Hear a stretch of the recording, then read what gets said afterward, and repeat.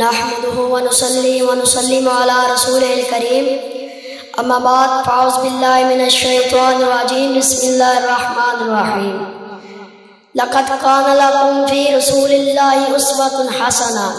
وقال النبي صلى الله عليه وسلم انما بعثت معلما او كما قال عليه السلام صدق الله العظيم۔ رخ مصطفیٰ کو دیکھا تو دیوں نے جلنا سیکھا، رخ مصطفیٰ کو دیکھا تو دیوں نے جلنا سیکھا، یہ کرم ہے مصطفیٰ کا شد غم نے ڈھلنا سیکھا، یہ زمین رکی ہوئی تھی یہ فلک تھما ہوا تھا، کہ یہ زمین رکی ہوئی تھی یہ فلک تھما ہوا تھا، چلے جب میرے محمد کو جہان چلنا سیکھا، چلے جب میرے محمد کو جہان چلنا سیکھا۔ میرے محترم استادہ کرام اور میرے ہم مکتب ساتھیوں السلام علیکم۔ مجھے آج جس موضوع پر لب شائی کرنے کا موقع ملا ہے وہ ہے سیرت نبی کے مبارک عنوان سے۔ ویسے تو سیرت کا معنی لغت میں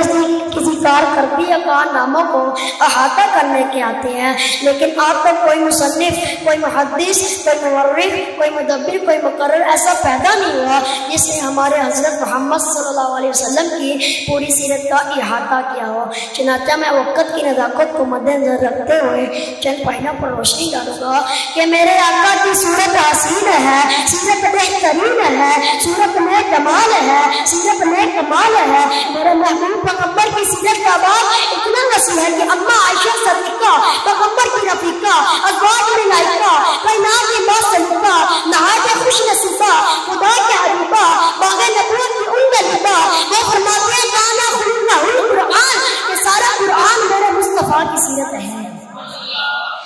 میرا پیغمبر امی ایسا ہے کہ ساری کائنات کا استاد ہے، اور استاد ایسا ہے کہ ساری کائنات ان کی شاگرد ہے۔ یتیم ایسا ہے، نہ باپ نہ دادا پورے مکہ میں لوارث نظر آتے ہیں، اور وارث ایسا ہے پوری امت لوارث محمد ہے۔ حسین ایسا ہے کہ یوسف علیہ السلام کو دیکھنے والوں نے انگلیاں کاٹی، میرے محمد کو دیکھنے والوں نے اپنے بچے شہید کروا دیے، گردنیں کٹوا دی، جانیں قربان کر دی۔ حسین ایسا ہے کہ خدا نے اپنا محبوب بنا لیا، اور بہادر اتنا ہے کہ اکیلا غزوہ حنین میں کھڑے ہو کر کہتا ہے انا النبی، میں غریب آمن اپنی مسلم، نرم دل اور مہربان اتنا ہے کہ ساری زندگی کسی کو انگلی کا اشارہ بھی نہیں کیا۔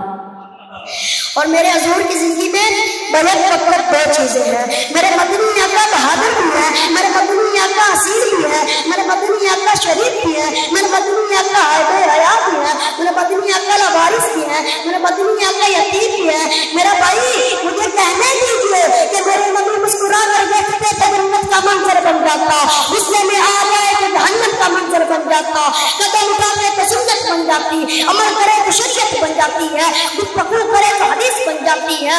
جو ان کے نکاح میں آئے مومنین کی ماں بن جاتی ہے، مکہ آئے مکرمہ بن جاتا ہے، مدینہ آئے منورہ بن جاتا ہے، عمر آئے فاروق بن جاتا ہے، عثمان آئے ذوالنورین بن جاتا ہے،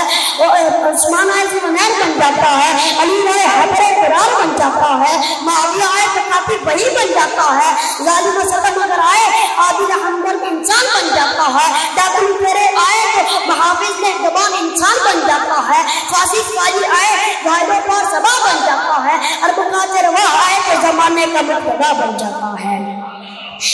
یہ انقلاب کیسے آیا؟ یہ انقلاب کیوں کر ہوا؟ میں عرض کروں گا یہ انقلاب حضور کی محنت سے برپا ہوا تھا، یہ انقلاب حضور کی محنت سے، یہ انقلاب حضور کی سیرت پر چلنے اور عمل کرنے سے برپا ہوا تھا۔ یہ تبدیلی سیرت نبی کی انقلابی تعلیمات کی برکت سے آئی تھی، یہ سیرت نبی کو اپنا امام اور مقتدا بنانے سے پیدا ہوا تھا۔ میں اپنی شعر کہہ کر تقریر ختم کرتا ہوں کہ اصلاح عالم کا سامان ہونا چاہیے، کہ اصلاح عالم کا سامان ہونا چاہیے، سب